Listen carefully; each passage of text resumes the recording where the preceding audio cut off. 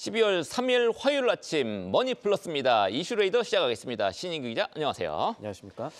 예, 오늘 바쁘니까 빠르바로 치겠습니다. 핫 키워드 4개 HBM부터 보고 자본시장법, 이수페타시스, LG까지 보겠습니다. 첫 번째 이슈, 바로 몇 시간 전에 나온 이슈입니다. 미국 바이든 행정부가 벌써 몇 차례 내놓긴 했습니다만 중국을 겨냥한 반도체 수출 규제안, 마지막 규제안일 것 같은데 HBM을 타깃으로 한 HBM 수출 통제하는 그런 안을 내놨습니다. 그것부터 정리하고 지금 가겠습니다. 일단 미국이 이번에 수출 통제안을 발표한 것은 중국의 군사적 AI 사용이라든가 첨단 반도체 사용을 막기 위한 조치입니다.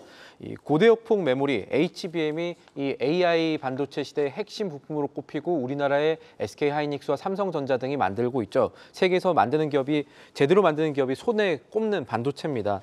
이 미국의 상무부 산하 산업안보국이 이 관보의 첨단 컴퓨팅과 반도체 제조 품목에 대한 수출 통제 가이드라인을 이번에 발표했습니다. 보안 규정을 발표한 건데 구체적으로 보면은 메모리 대역폭 밀도 제한을 통해서 중국으로 갈 수 있는 HBM을 규정한 건데 이 밀도를 보면은 아마 현존하는 모든 HBM이 중국으로 가는 것을 막겠다는 내용과 동일합니다. 그렇기 때문에 우리나라의 SK하이닉스와 삼성전자가 모두 영향이 갈 수가 있겠고요.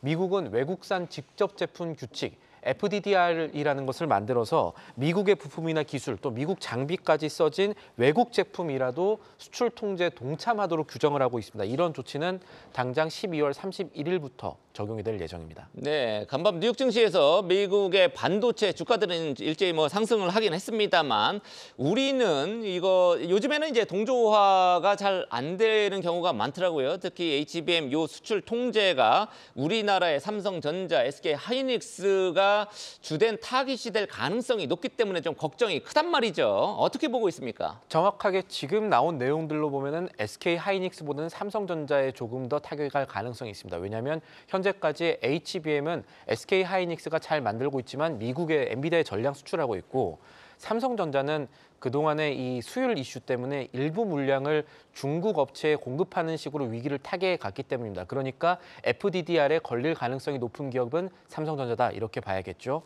그리고 또 하나 봐야 될 게 이 일본과 네덜란드와 같은 미국의 동맹국 일부는 이번에 수출 제외 대상에서 빠졌습니다. 이것은 일본이나 네덜란드 같은 미국 정확하게는 33개 나라에 대해서는 미국이 그 나라들은 자체적으로 수출 통제를 하고 있으니까 우리가 따로 수출 통제를 하지 않아도 되겠다라고 하면서 제외를 했는데 우리나라는 이 명단에 없습니다. 아, 로비를 세게 했나 보네요. 앞으로 우리나라가 이 수출 제외 명단에 들어갈 수 있을지는 따져봐야겠지만 현재 나온 대로라 보면은 우리나라 반도체 기업에 영향이 갈 수 있고 그 가운데 단기적으로 삼성전자에 대한 투자 심리가 좋기보다는 좋지 않을 가능성이 있는 이슈가 나왔다고 보시면 되겠습니다. 네, 지금 차트 나옵니다만 삼성전자 지금 자사주 매입해서 잠깐 반짝했습니다만 어제 53,600억 원까지 하락한 상태입니다. 오늘 장 조금 불안하게 출발할 가능성 우리 유심하게 지켜봐야 될 것 같습니다. 두 번째 이슈 보겠습니다. 정부가 소액주주의 피해를 막겠다고 야당에서 추진하는 상법 개정안 이슈는 계속 있습니다만 정부와 여당이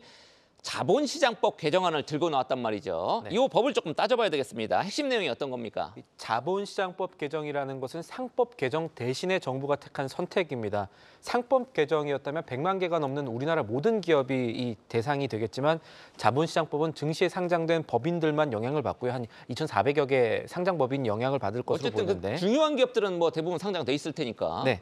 이 자본시장법의 기존 조항을 고쳐서 합병이나 분할 같은 지금 표에 적힌 대로 4가지 경우에 한해서 주주이익을 보호하도록 명시화를 했습니다. 대기업이 계열사 합병할 때 한쪽의 가치를 낮게 잡는 일이 벌어지지 않도록 합병 가액 선정도 시가 기준이 아니라 이 기업의 자율성이 있게 그리고 주주들의 불만이 없도록 할 수 있도록 규정을 했고 쪼개기 상장 피해를 막기 위해서 물적 분할 후에 자회사를 상장하려면 그러니까 그동안에 쪼개기 상장으로 우리나라가 피해를 주주분들이 많이 봤으니까 대주주를 뺀 모회사 일반 주주에게도 상장되는 이 자회사의 주식 가운데 20% 범위 안에서 우선 배정할 수 있는 근거도 법에 마련한다는 방침입니다. 이제 의도하지 않은 부작용들을 막기 위해서 이른바 핀셋 규제를 선택했다는 게 정부의 입장인데 시장에서 이 같은 정부 방침을 어떻게 인식할지가 국내장 투자 심리에 굉장히 영향을 끼칠 겁니다. 앞서 학계와 시장에서 상법 개정 대신에 자본시장법 개정을 하겠다는 것은 교통신호를 일반 도로 말고 고속도로에서만 준수하도록 하는 거랑 다를 게 없다는 비판도 있었거든요, 사실.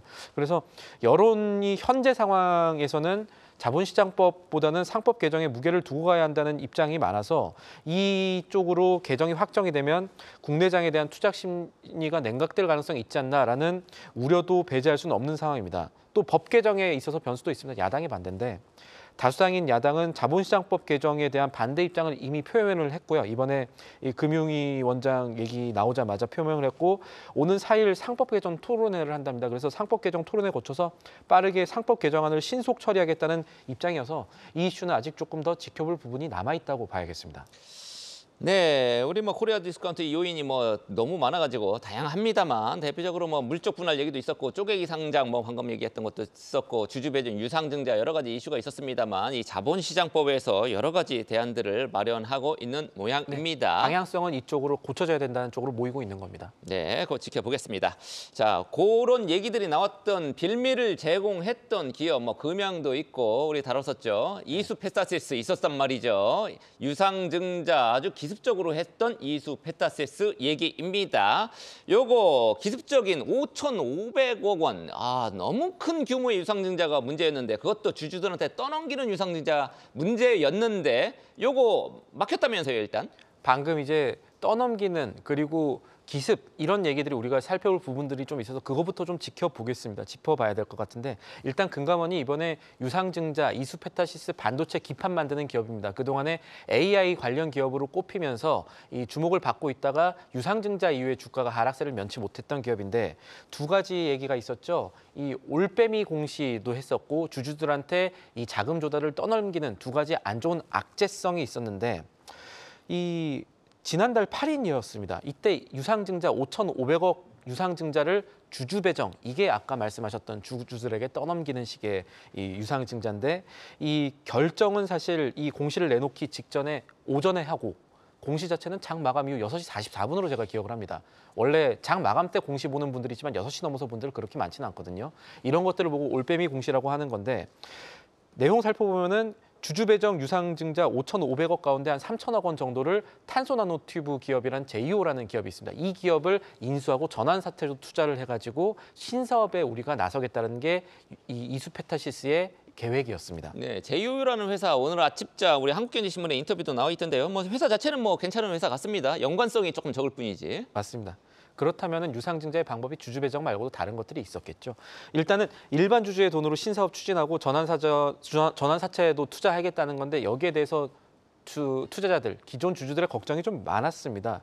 그리고 증권가에서도 이수페타시스의 투자 가치는 신사업이 아니라 기존 사업인 MLB 기판이 얼마나 인공지능 사업에서 수혜를 볼지 여부였는데 신사업을 지금 간다는 것이 주가 측면에서는 멀티플, 그러니까 이 배수를 좀 방해하는 측면들이 있을 거다. 정말로 이게 잘 갈 거라면 대주주들이 100% 참여하는지 보겠다, 이런 비판 섞인 분석을 내놓기도 했었었는데 이번에 금감원이 정정신고서 요구를 했다는 것은 유상증자 일단 막혔다는 거니까 어떻게 다시 신고를 할지 아니면은 정말로 철회를 할지 이 부분들을 지켜봐야겠고요. 또 하나 유상증자라는 악재가 발표되기 열흘 전부터 기관들 중심으로 이 회사 주가 내려가게 만든 투매가 있었는데 이것도 금감원이 조사를 하고 있는지 조사 결과 나올지도 지켜볼 부분입니다. 네, 지금 얘기했듯이 투매가 나왔었습니다. 주가가 거의 뭐 나락으로 지금 닦고 있다가 간밤에 상한가를 쳤습니다. 시간에서 일단 상한가, 유상증자, 주주 배정 유상증자가 안 될 걸로 보고 일단 상한가가 나왔는데 오늘 정규장에서 주가 흐름 지켜봐야 되겠습니다. 마지막 이슈,